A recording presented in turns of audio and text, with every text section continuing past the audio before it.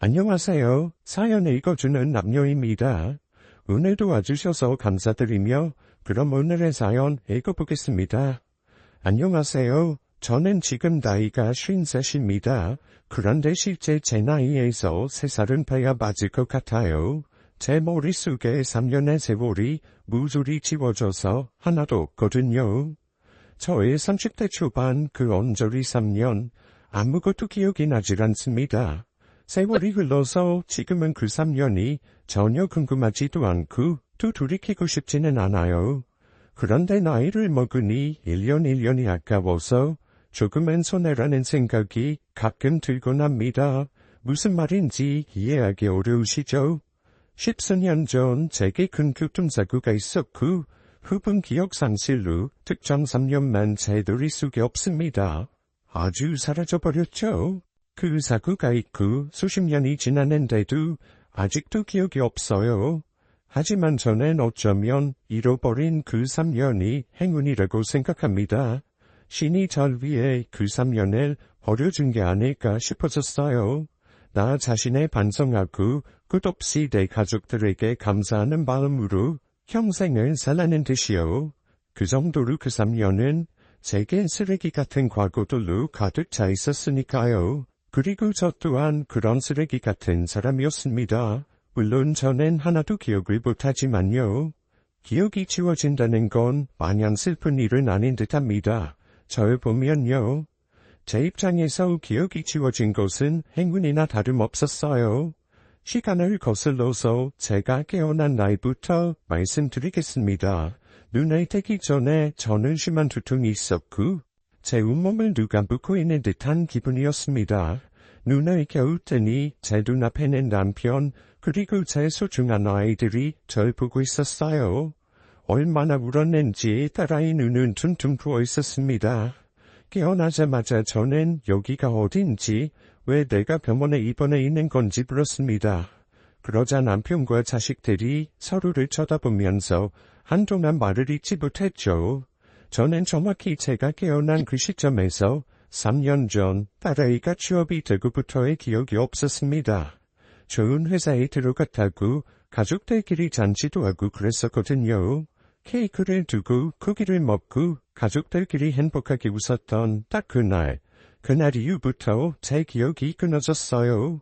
그래서 저는 깨어나서 가족들에게 뭐야? 우리 첫째 딸 회사 들어간다고 축제 분위기였던 게 어제인데 왜 이렇게 하루아침에 장례식 분위기가 돼버린 거야? 도대체 어떻게 된 거야? 난 왜 누워있고?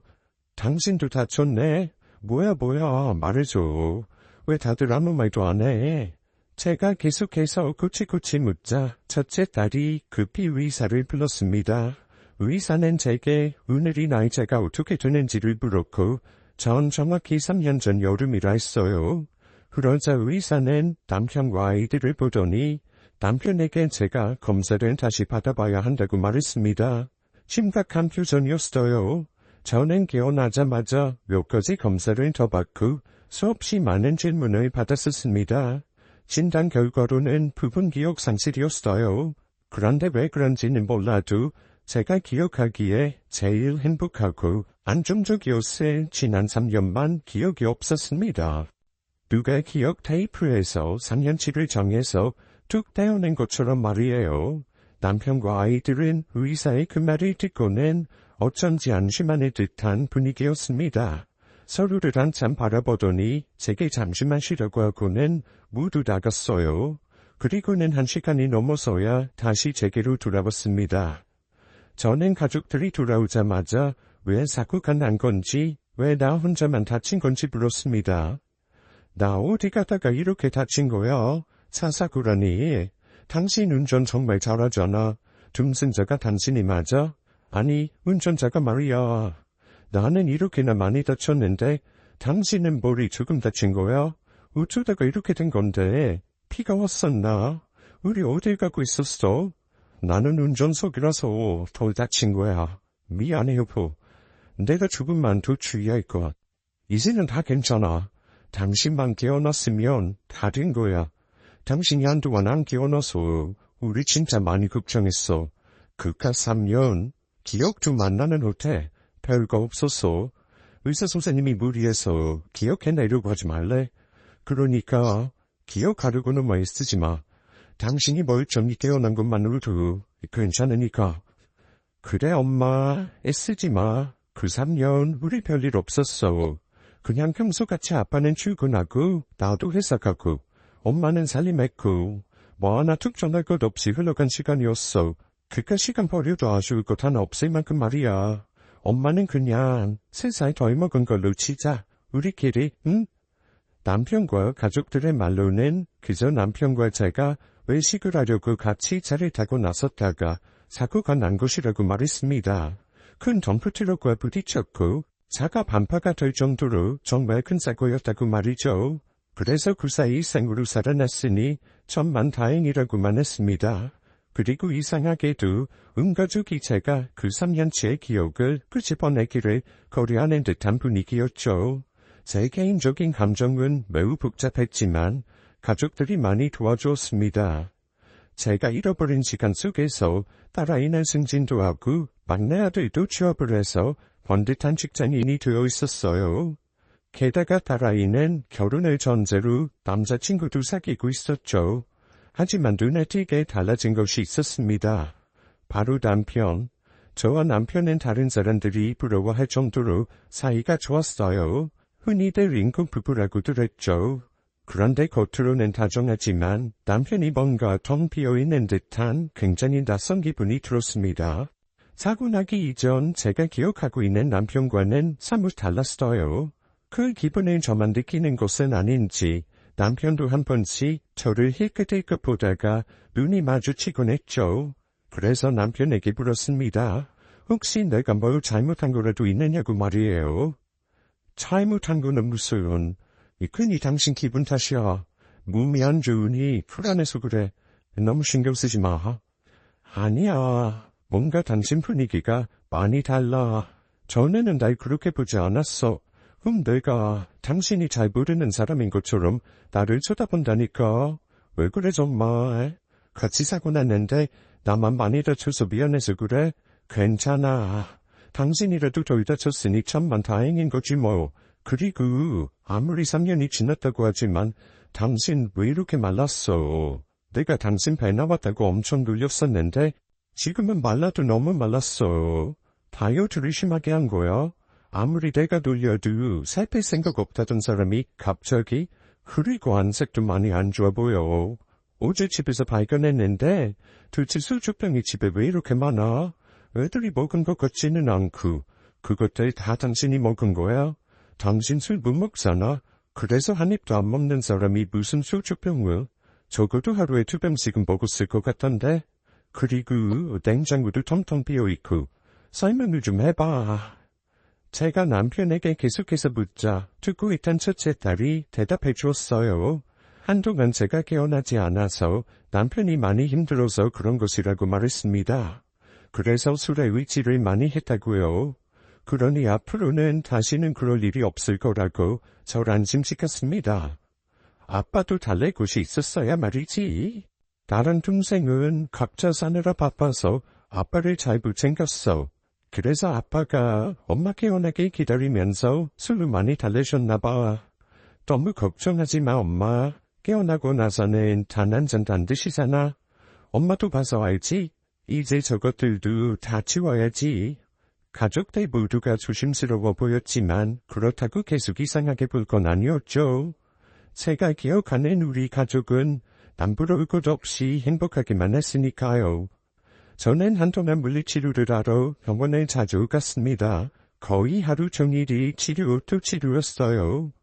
목뼈와 어깨뼈가 금이 갔고 얼굴은 말할 것도 없이 멍투성이었습니다. 수술을 몇 차례나 받았다는데 중간에 단 한 번도 제가 깨어나지 않았다고 했죠. 의사 선생님께서도 저를 볼 때마다 살아있는 것이 기적이라고 했습니다.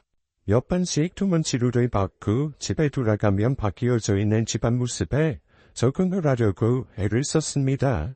3년 전에 이사를 했다고 하는데 원래 살던 집에서 한참이나 멀어진 곳이었죠. 전에 살던 집에는 아는 사람들도 많고 친한 사람들도 많았거든요. 왜 내가 이곳까지 이사를 왔을까도 이해가 되지 않았습니다. 그런데 가족들이 제가 주변 환경이 좋아서 이사를 하자고 했다고 하더라고요. 엄마가 여기 오고 싶다고 했어. 집도 넓고 동네 분위기도 좋다고 말이야. 우린들 엄마 의견에 따라주잖아. 엄마가 결정권자라. 안 그래? 또 어디서 이 동네가 좋다는 소문 듣고 이리로 오자고 한 거겠지 뭐. 우리는 엄마가 오자는 대로 이사 온 것뿐이야. 이상할 거 하나도 없어. 그리고 전에는 그 집이 주택이었잖아. 그래서 엄마가 쓰레기 처리하는 것도 힘들다. 집 관리하는 것도 너무 힘들다 노래를 불렀었고. 그래서 여기 아파트로 온 거지 뭐. 안 그래? 어떻게 좀 기억나는 게 있어? 혹시나 떠오르고 하는 거 말이야. 아니, 나는 기억 하나도 안 나지. 너가 여기 오고 싶다고 했다고? 난 그 주택 맘에 들어했는데 이상하다. 아직 낯설어서 내가 별의별 생각이 다 드는 모양이야. 고마웠다. 바보 같은 엄마 이것저것 알려주느라 고생이 많네. 그제야 딸아이는 다행이라는 듯이 숨에 크게 들이쉬었습니다. 그리고 집안에도 달라진 것이 원래 거실에 아주 크게 가족사진이 있었어요. 그 가족사진 찍는다고 온 가족이 일찍부터 샵에 가서 난생 처음 메이크업도 받고 한껏 꾸미고 찍었던 기억이 있거든요. 제가 깨어나고 4년 전쯤인가 제가 기억을 잃기 바로 직전에 찍었던 거라서 분명하게 기억하고 있었습니다. 그래서 남편에게 그 큰 액자는 왜 치웠느냐고 어디 있느냐고 물어보았어요. 그런데 남편이 갑자기 박혀있던 붓이 떨어지면서 액자가 와장창 다 깨져버렸다고 하는 거예요. 액자를 다시 만들어야지 하다가 미뤄지고 그러다가 제가 사고가 난 거라고 말이죠. 그거 우리 유일한 가족 사진인데 다시 인화해서 달아야지. 집에 사진 하나 없으니까 너무 행하잖아. 그리고 그 사진뿐만이 아니라 없어진 게 한두 가지가 아니야. 집은 전보다 더 넓어지긴 했는데 왜 집안 물건이 거의 없어진 느낌이 들지? 액자부터 다시 인화해서 키우자. 다른 작은 사진들도 다시 정리하고 나 이제 안 아파. 내가 다 할 수 있어. 남편은 무리하지 말라고 했지만 저는 이상하게도 기운이 샘솟는 느낌이었습니다. 제가 깨어나지 않고 누워있던 게 반년이라고 했는데 아무래도 그동안 저만 속 편하게 오래간 쉰 것이 아니었나 싶더라고요. 그 정도로 몸 상태는 가뿐했죠. 그리고 가족들이 걱정할까봐 아무렇지 않은 척하다가도 한 번씩 잠이 들면 제가 모르는 장면들이 꿈에서 펼쳐지곤 했습니다. 남편이 마구 화를 내고 물건을 집어던지고 제게 원망하는 식의 말을 독하게 내뱉는 딸아이, 울고 있는 막내 아들, 그리고 전혀 모르는 얼굴들까지. 그런 꿈을 꾸고 나면 머리가 한없이 아팠고 그날에는 병원에 가야 했습니다. 병원에 가서 꿈속의 기억들을 의사 선생님께 말씀해 드렸죠. 그러자 선생님께서 기억에도 잠금장치 같은 것이 있다고 했습니다. 굳이 꺼낼 필요가 없다고 제 자신이 억누르고 있기 때문에 꺼내려 해도 기억이 안 나는 거라고 말이죠. 시간이 조금 더 지나서 제게 완전한 안정이 찾아오면 후련도 떠오를 거라고 했습니다. 저는 기억이 없으니 그저 그렇구나 할 수밖에요. 그러던 어느 날 가족들이 모두 출근을 하고 저는 혼자 남아 청소를 하고 있었습니다. 쓰레기를 막 버리러 나가는데 한 아주머니가 제게 아는 척을 하는 겁니다. 아이고 이제야 뵙네요. 많이 다치셨다고 들었어요. 지금은 좀 괜찮아요? 아니지. 아니 아직 덜 괜찮구만. 한동안 이 집이 계속 비어있어가지고 학과낸 번뿐만 간간히 오가면서 인사하고 한 번 안 왔었거든요. 사고가 어쩜 그래도 크게 났대 그래? 우리 단지 사람들은 어떻게 이사를 오자마자 사고가 나느냐고 터가 안 좋은가 했다니까요. 이사하고 바로 병원 가셔서 이제야 새로운 집에서 사시는 것 같겠어요. 이사 날에도 따님하고 바깥분만 뵙고 어쩌다가 아드님 한번 뵙고 오늘 처음 뵙는 거네요. 그래도 우리 이렇게 살아서 만나 얼마나 다행이게요. 분명 가족들은 이사를 3년 전에 왔다고 했는데 이웃 아주머니 말로는 제가 사고가 났을 시점에 이사를 급히 왔다고 했습니다.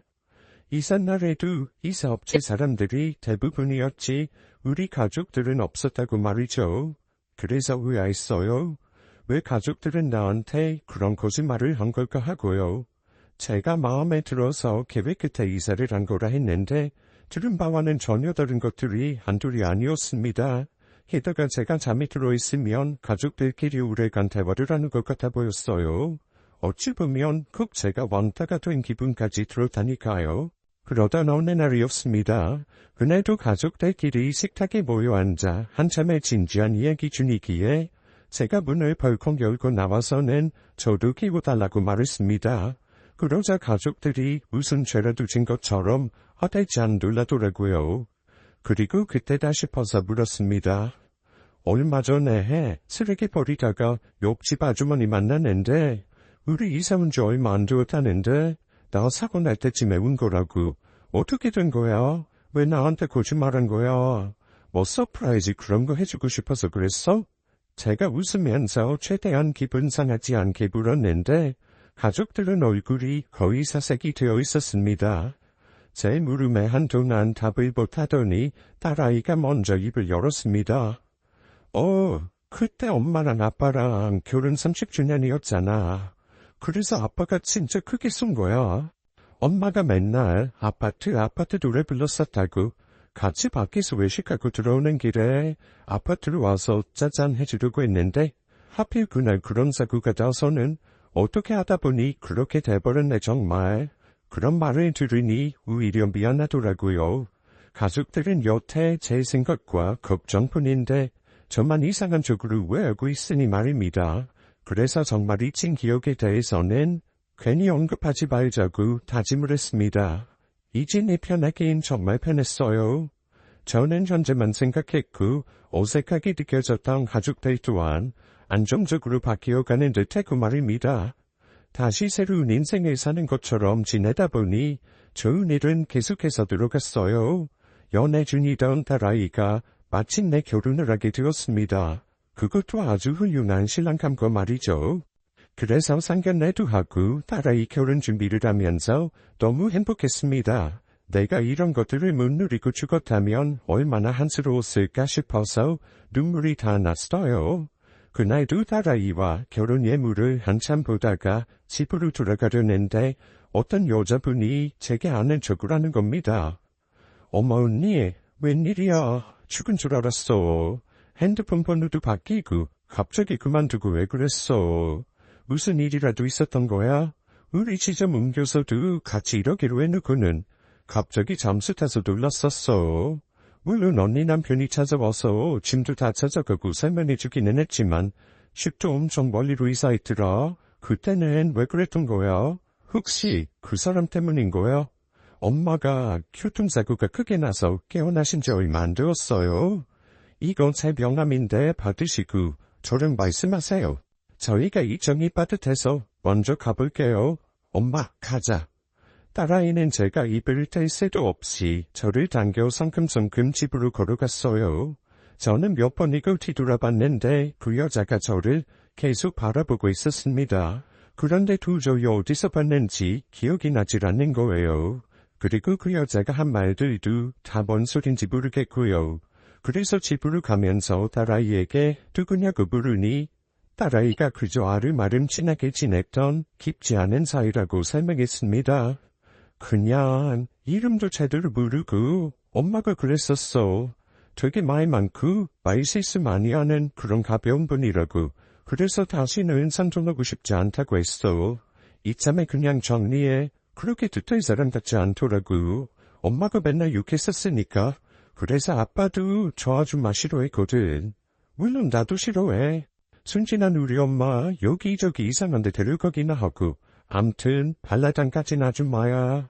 몰라도 되니까 아무 신경도 쓰지 마. 내가 명함 드린 건 제대로 따로 말씀드리려고 그런 거니까 엄마는 머리 아프게 신경 쓸 필요 없어. 다른 그 여자를 다시는 만나선 안 될 사람이라는 듯이 말했습니다. 그런데 제 마음은 이상하게 그 여자분이 계속 신경이 쓰였죠. 그래서 어느 날 몰래 딸아이 핸드폰에 들여다보았습니다. 딸이 명함을 주었었기 때문에 혹시나 연락이 들어와 있을까 싶었어요. 그런데 그 여자의 연락이 문제가 아니라 딸아이의 핸드폰 속에는 알 수 없는 연락들이 수없이 많았습니다. 어떤 메시지는 입에 담을 수도 없는 상욕이 쓰여 있었는데 그런 험한 말을 한 건 상대방이 아니었어요. 바로 딸아이가 그쪽에 내뱉은 말들이었죠. 이게 다 무슨 일인가 싶어 딸아이에게 핸드폰을 들이밀었어요. 이게 다 무슨 말들이니? 왜 네가 이 사람한테 이런 험한 말을 해? 찾아오기만 해봐라. 가만 안 두겠다. 왜 협박이야? 너 내가 아는 데에 맞는 거니? 얼른 설명해봐. 그리고 어제 만난 여자한테도 왜 나한테 접근하지 말라고 협박을 했어? 그 사람 정말 내가 아는 사람은 맞는 거야? 그리고 남자라니? 내가 만나는 남자라니? 여기서 말하는 만나는 사람이 나와 만났다는 그런 뜻이니? 바람, 불륜, 더러운 관계? 이런 말들이 다 뭐냔 말이야. 얼른 설명해봐. 엄마 나이 필요 없어. 아무것도 아니니까 걱정하지 마. 제발, 엄마. 제발. 우리가 하자는 대로만 해. 알려고도 하지 말고 알아내려고도 하지 말아줘. 제발. 내가 이렇게 비우고 부탁할게. 지금만 부르고 넘어가면 모두가 행복해지는 일이야. 제발 엄마. 우리 생각해서 기억을 집어내지 말아줘. 딸아이는 펑펑 울며 제게 무릎을 꿇고 빌었습니다. 제가 이대로 3년의 기억을 다 버렸으면 좋겠다고 말이에요. 저는 두통 이해하기가 어려웠고 이런 일들로 인해 지독한 두통이 찾아왔습니다. 그래서 다시금 병원을 찾았죠. 물론 딸아이 몰라요. 그리고 놀라운 사실을 알게 되었습니다. 제가 남편과 함께 차를 타고 가다가 사고가 난 것이 아니라 제 옆에 다른 둥승자가 있었다는 사실을 알게 되었어요.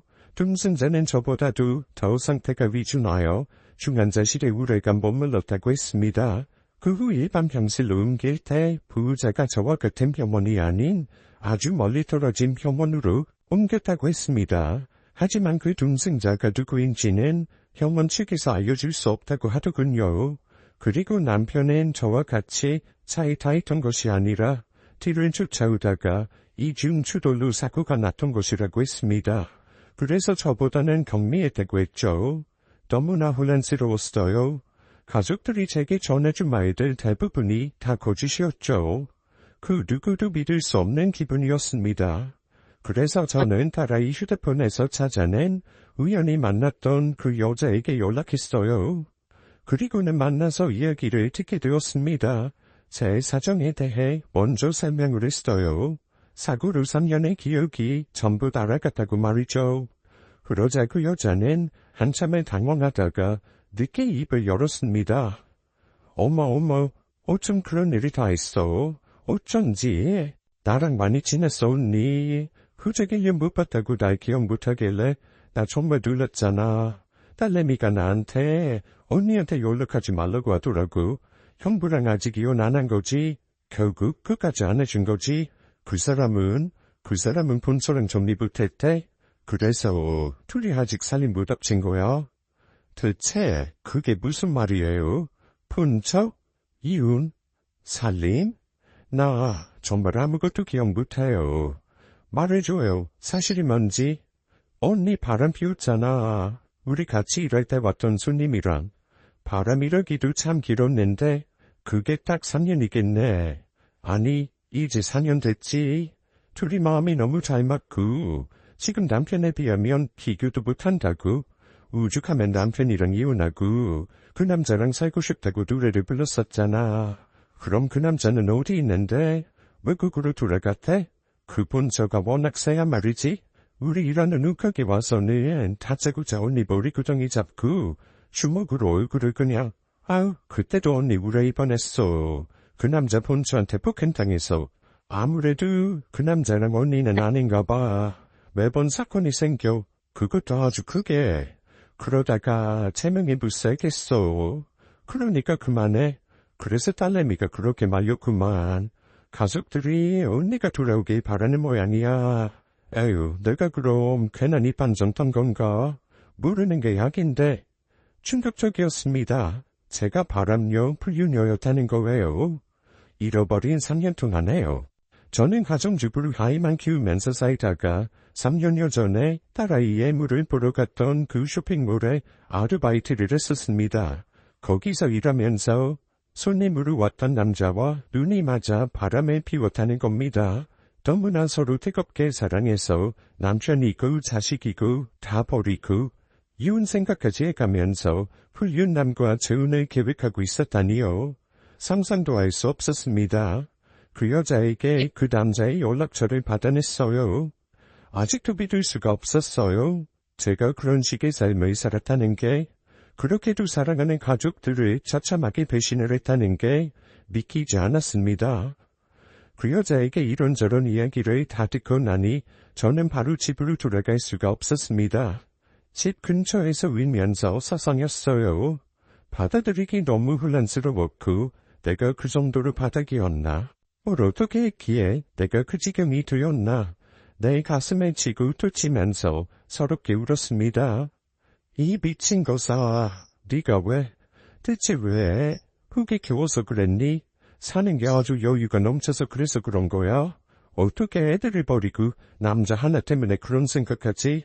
왜 그랬어, 왜? 이 미친 것아, 정신 좀 차려.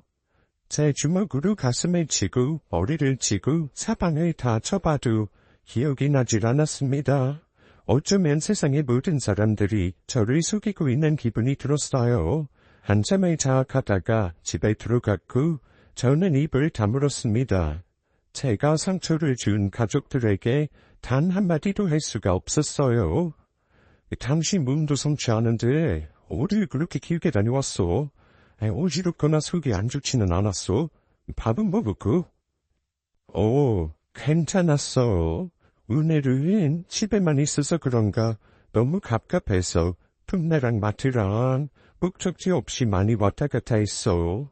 지금은 좀 괜찮네. 나아졌어. 그러니까 너무 걱정하지 마. 그래, 다행이네. 우리 딸 조금 있으면 결혼하니까 우리 가족들끼리 여행이라도 할까? 첫째가 당신 아직은 몸에 물이 간다고 안 된다고 하는데 뭐 가까운 곳으로라도 말이야. 내 망가진 차 이제 다 고쳤대. 다음 주면 나올 거야. 그러니까 여행 가자. 그래, 가자. 나는 좋아. 저는 맘에도 없는 말을 잔뜩 하고는 어색하게 웃어 보였습니다. 그러자 남편은 절 슬픈 눈으로 바라보았죠. 그제야 납득이 갔습니다. 원래 남편은 절 그렇게 바라보지 않았거든요. 내 마음 하나 돌리겠다고 이 사람이 얼마나 애를 썼을까. 제 남편은 그런 사람이거든요. 늘 소나무처럼 그 자리에만 있어주던 사람이었어요. 남편과 연애할 때 몇 번의 위기가 있었습니다.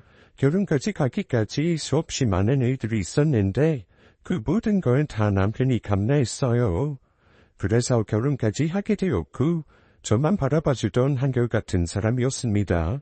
그런데 제가 그런 사람을 배신했다니 말 다한 거죠.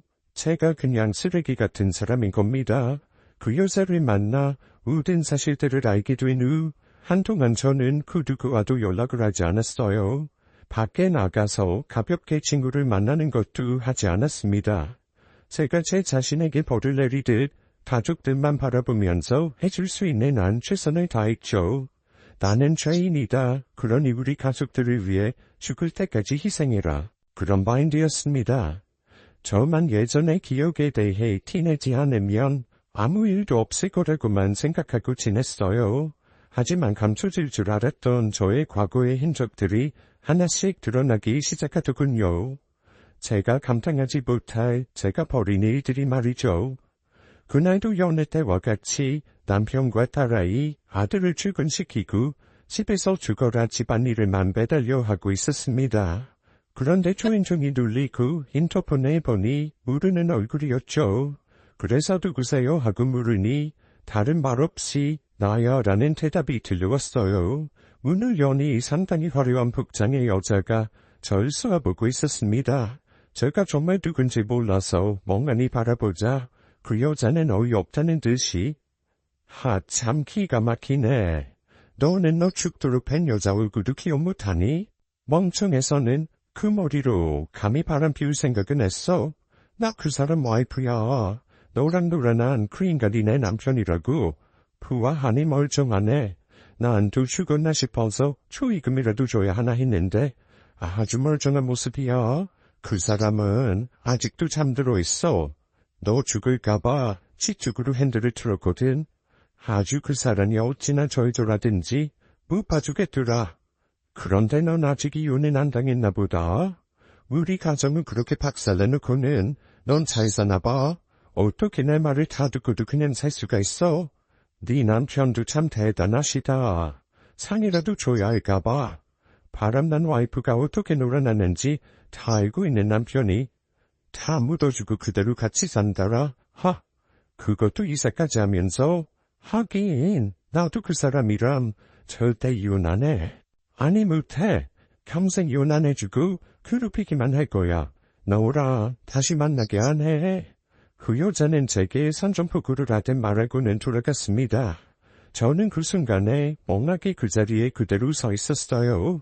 그러다 갑자기 저 여자를 놓치면 안 되겠다는 생각이 후련듯 들었어요.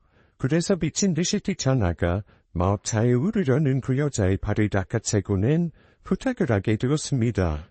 제가 기억을 하지 못한다. 그러니 모든 걸 다 빼놓지 말고 말해달라고요.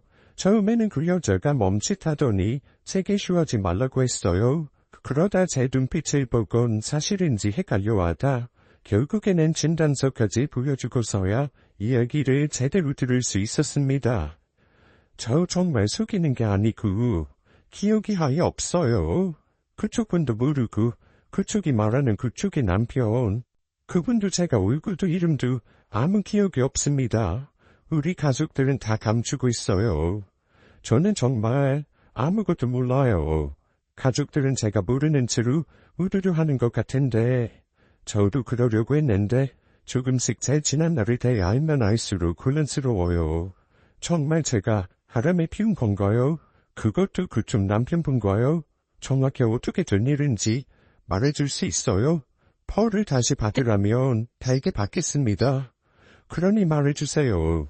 제가 지금 이 상황에서 말해달라고 부탁할 수 있는 사람이 그쪽 분입니다. 그렇지. 이렇게 당신만 물은 채 쑥 빠져서 속 편하게 살면 안 되지. 그건 나한테 너무 잔인한 거야. 우리 가정, 당신이 다 망친 건데. 당신, 내 남편이랑 3년 내내 연애했어. 그것도 나 몰래. 그리고 니들은 그걸 순수한 사랑이라고 생각했고. 참나, 가당치도 않아서 원. 너넨 그냥 서로의 배우자 속이고 바람 피우는 그저 그런 하등동물 같은 것들이었어.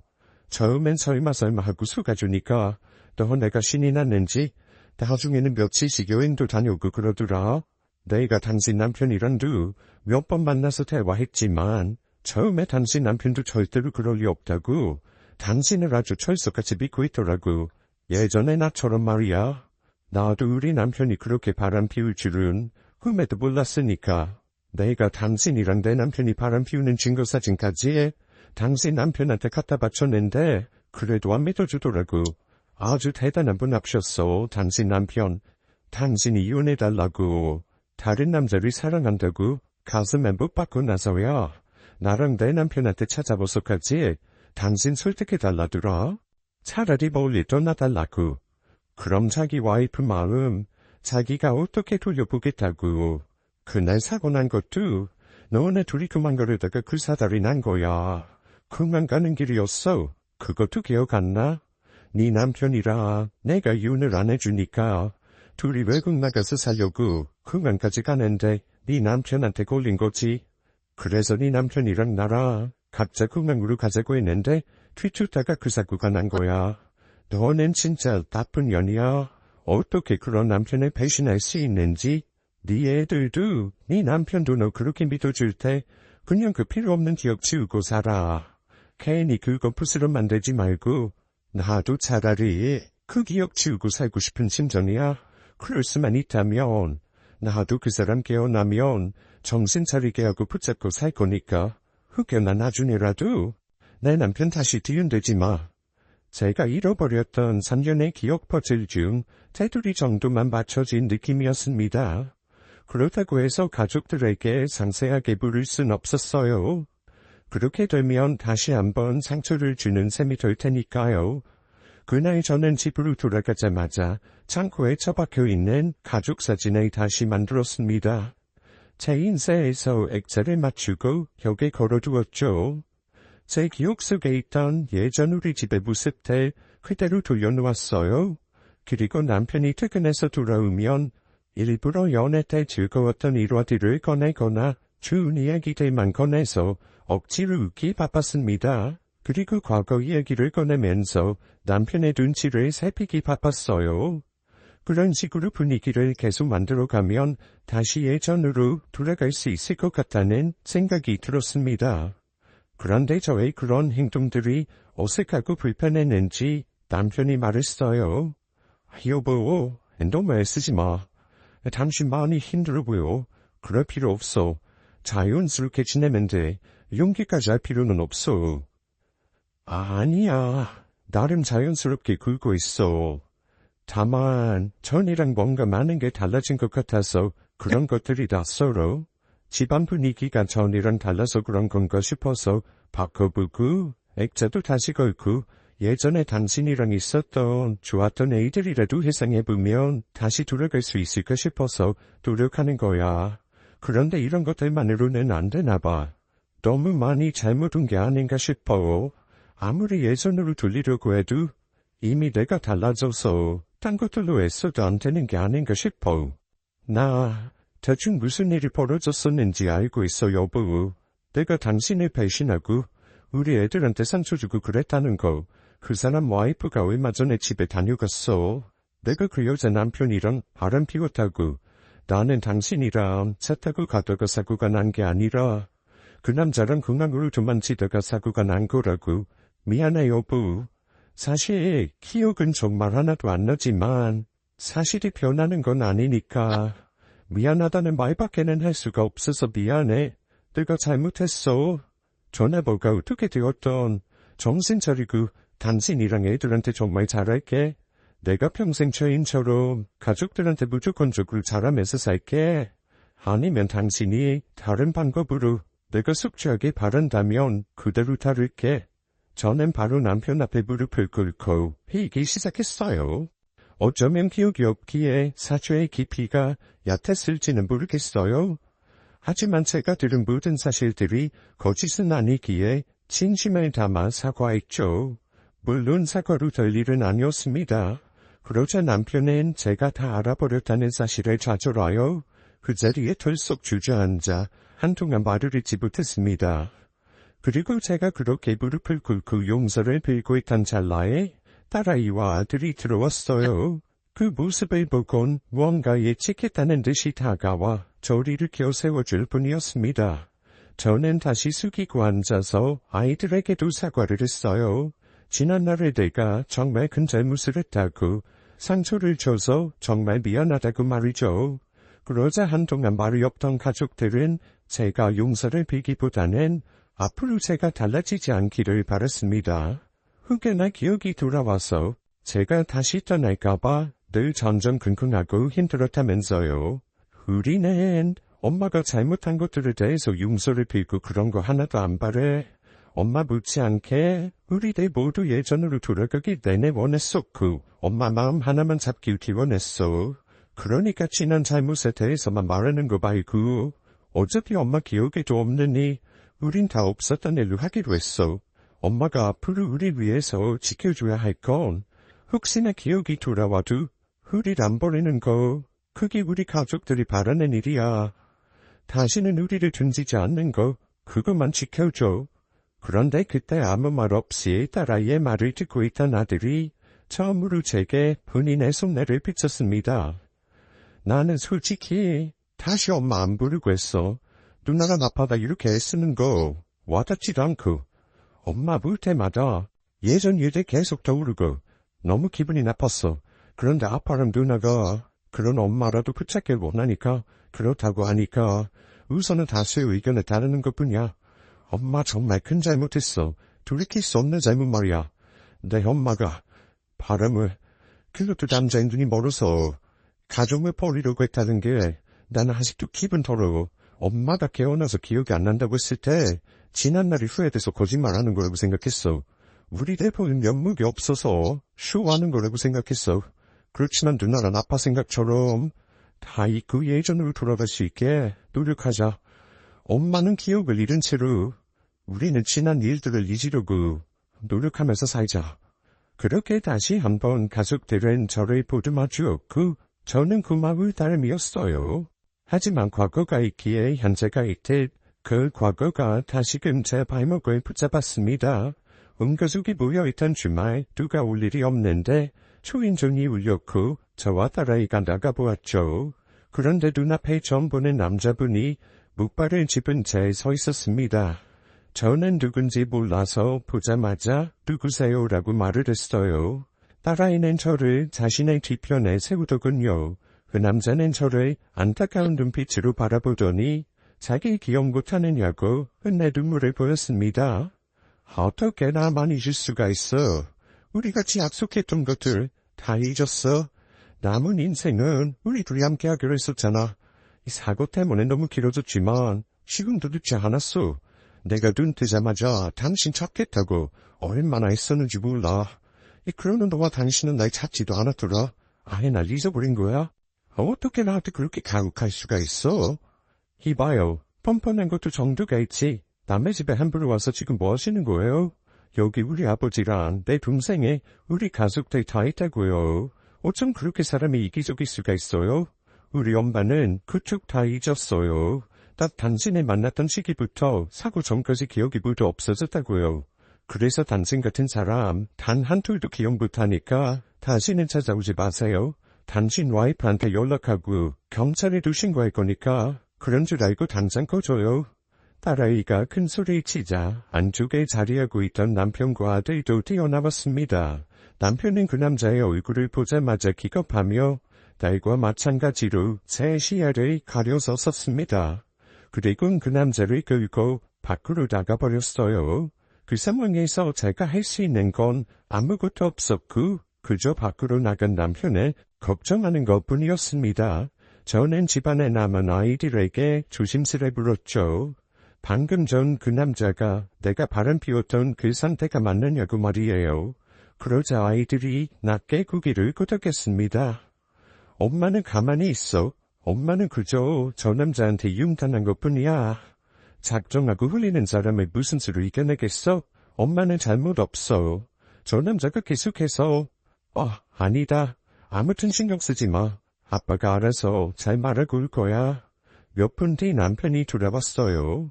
좋게 말이 오간 건 아닌지 얼굴이 잔뜩 상기되어 있었습니다. 그리고 저와 눈이 마주치자 남편은 어때?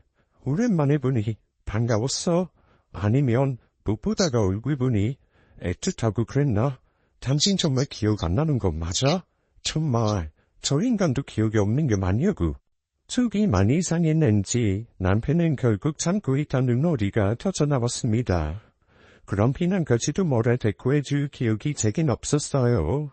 그저 말없이 남편의 말을 듣고 있을 뿐이었죠. 제게 그렇게 말한 남편은 감정이 좀 가라앉자 아차 싶었는지 뒤늦게 제게 방금 전 말에 대해 사과했습니다.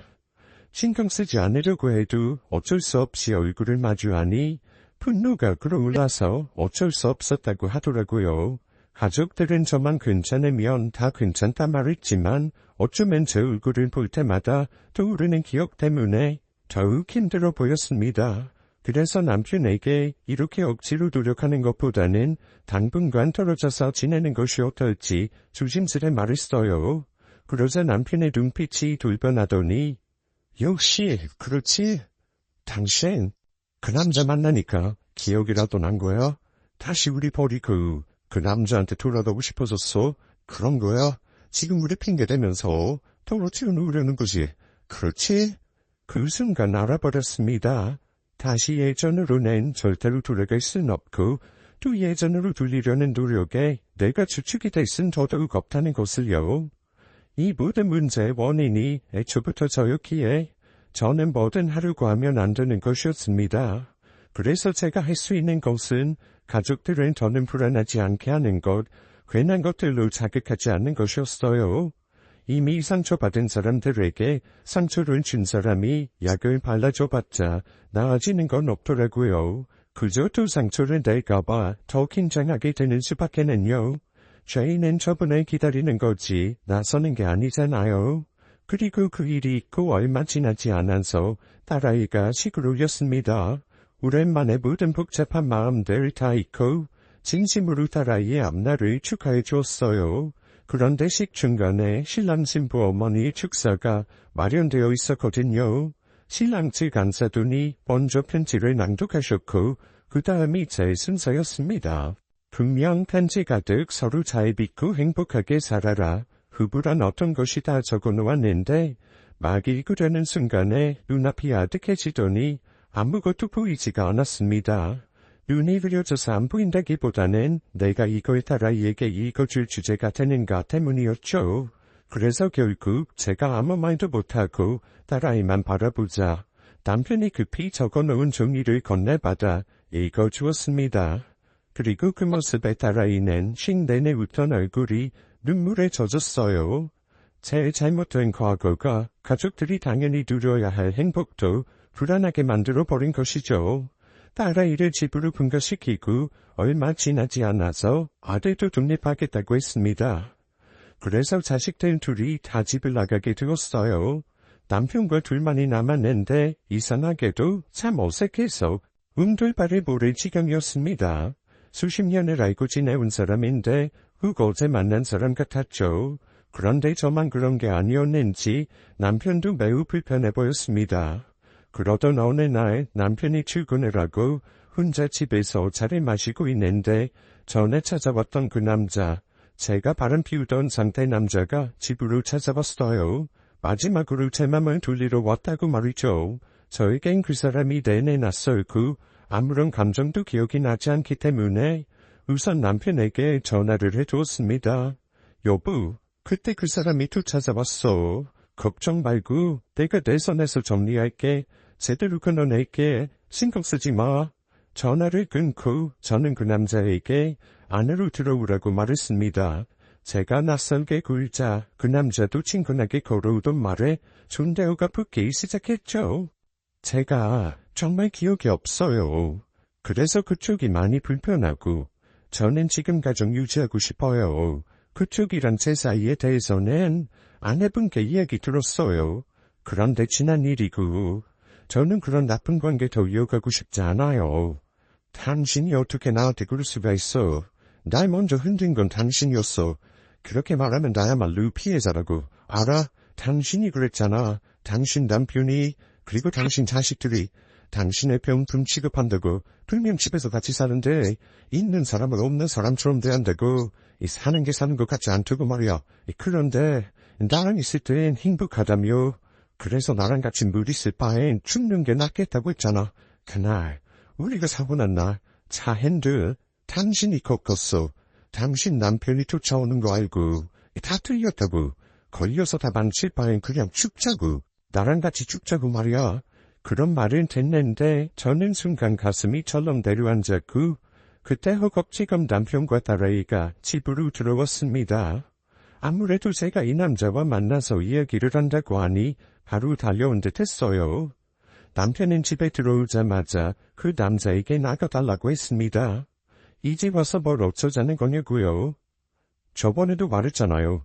이 사람 어차피 아무것도 기억을 못해요. 이제 와 원망하면 뭐랍니까? 우리 가정이나 당신 가정도 틀어졌지 마. 솔직히 말해봐요. 당신이랑 이 사람 마음도 계신 지 오래잖아요. 아니에요? 그런데 이렇게 와서 흔드는 건 어쩌자는 겁니까? 죽다 살았으면 이제 제정신 차리고 살아요. 당신 받아준 당신 와이프한테 감사하면서. 남편이 하는 말들은 모두 저한테 하는 말들 같았습니다. 그리고 그 남자는 제게 당신은 참 좋겠어. 마음 편하게 기억이 이렇다며 그만이고 내가 더 다쳤는데 왜 당신만. 나는 당신 때문에 전부를 잃었어. 나랑 죽어도 이혼 안 해준다던 내 아내는 내가 깨어나기까지 아주 완벽하게 재산 정리해두더라. 자기 유리하게 말이야. 정리 다 끝내놓고 내가 깨어나니 희세 맨몸으로 이혼해주겠대. 나 버리고 당신이랑 살라는데 희세 나는 어떻게 하면 돼? 남편은 흥분한 남자를 진정시키고는 밖으로 내보냈습니다.